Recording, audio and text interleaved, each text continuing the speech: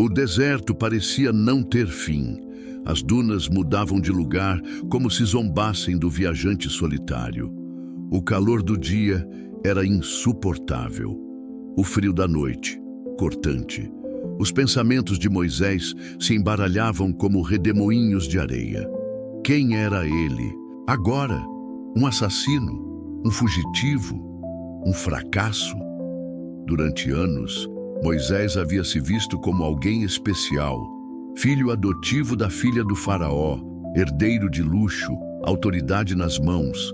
Mas agora era só um homem entre pedras e vento. Seus pés, antes calçados com sandálias finas, estavam cobertos de poeira.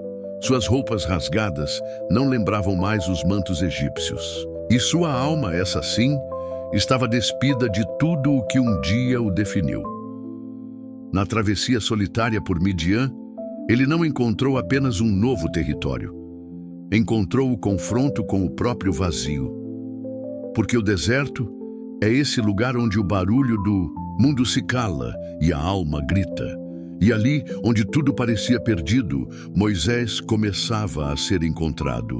Finalmente, cansado e faminto, chegou a um poço. E não por acaso, porque onde há sede, Deus planta encontros. Ali, algumas mulheres tentavam tirar água, mas eram constantemente afugentadas por pastores hostis. Moisés viu a cena. E mesmo quebrado, mesmo longe de tudo, a justiça ainda pulsava nele. Enfrentou os pastores e defendeu aquelas mulheres. Sem glória, sem aplausos, apenas com o instinto de proteger o que era certo.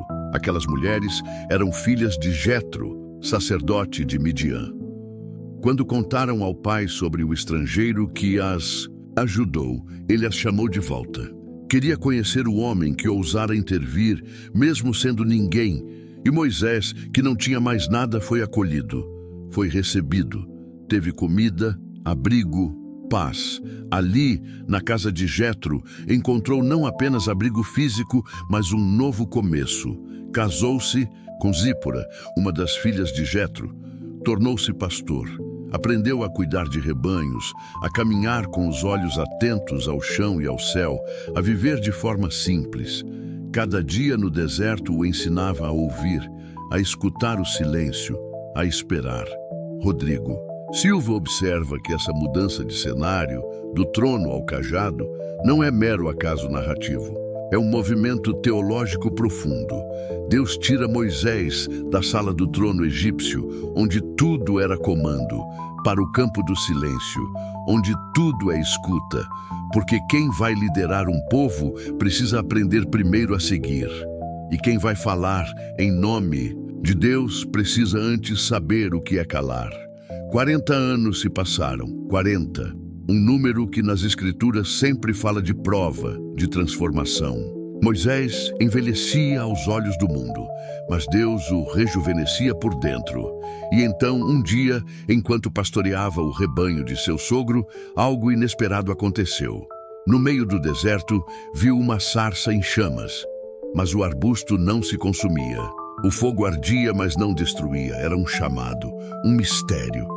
Moisés se aproximou, curioso, reverente, e então a voz o chamou pelo nome: Moisés. Moisés, aquele que havia sido esquecido por todos agora, era lembrado por Deus. O Deus dos seus pais, o Deus de Abraão, de Isaque, de Jacó, o Deus da aliança. Deus disse: tenho visto a aflição do meu povo no Egito, tenho ouvido o seu clamor e desci para livrá-lo. Vai, pois, agora, eu te enviarei ao faraó para que tires o meu povo do Egito. Moisés estremeceu. Justo ele, justo agora, depois de tanto tempo apagado da história. Sua resposta não foi de prontidão, mas de resistência. Quem sou eu para ir até o faraó? Perguntou. E Deus respondeu: eu serei contigo. Mas Moisés insistiu: e se eles não acreditarem em mim? Deus mostrou sinais, transformou o cajado em serpente, a mão em lepra e curou-a de novo. Ainda assim, Moisés hesitou. Eu não sei falar bem. E Deus disse: quem fez a boca do homem? Rodrigo Silva chama a atenção para esse momento como um dos mais poderosos da teologia bíblica. Deus não escolhe os prontos, mas os disponíveis. E muitas vezes, a resistência de Moisés revela mais sobre sua honestidade do que sobre sua fraqueza. Ele não se achava capaz, e isso era exatamente o que o tornava o homem certo. Mas antes de partir para o Egito, um evento estranho e perturbador acontece. O texto diz que no caminho o Senhor tentou matar Moisés. Sim, o próprio Deus, que o havia chamado, agora parecia querer interromper sua vida. Um detalhe obscuro, mas que carrega um peso espiritual intenso.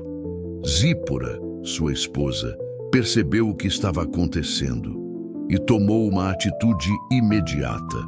Circuncidou o filho e tocou os pés de Moisés com o prepúcio, dizendo: "Tu és para mim um esposo de sangue." E a ira de Deus cessou. Por mais estranho que pareça, Rodrigo Silva nos ajuda a entender. A circuncisão era o sinal da aliança de Deus com o povo hebreu. Moisés, escolhido para libertar Israel, não poderia carregar uma omissão tão grave.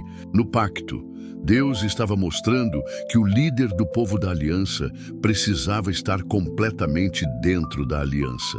Não bastava o chamado, era necessária a consagração. Essa cena, embora difícil, nos lembra que Deus é santo e seu propósito não aceita omissões. O chamado exige renúncia, exige aliança. E às vezes a correção divina é dolorosa, mas necessária. Depois desse episódio, Moisés reencontra Arão, seu irmão, que havia sido enviado por Deus para acompanhá-lo. Juntos retornam ao Egito. Duas vozes, dois corações, um só propósito. Eles se apresentam aos anciãos de Israel, mostram os sinais, falam em nome do Deus dos seus pais, e o povo crê. Eles caem de joelhos e adoram, porque afinal de contas, Deus ouvira o clamor. Deus não havia esquecido, mas o caminho da libertação ainda era longo. O faraó não cederia facilmente. O palácio que antes acolhera Moisés agora se tornava campo de batalha espiritual. Porque o confronto não era apenas entre homens, mas entre reinos, o reino de Deus e o império da opressão. E ali, naquele início de jornada, terminava o primeiro capítulo da saga de um homem que aprendera a perder tudo, para que pudesse receber o que importava. Porque antes de libertar um povo, Deus precisava libertar um homem de si mesmo.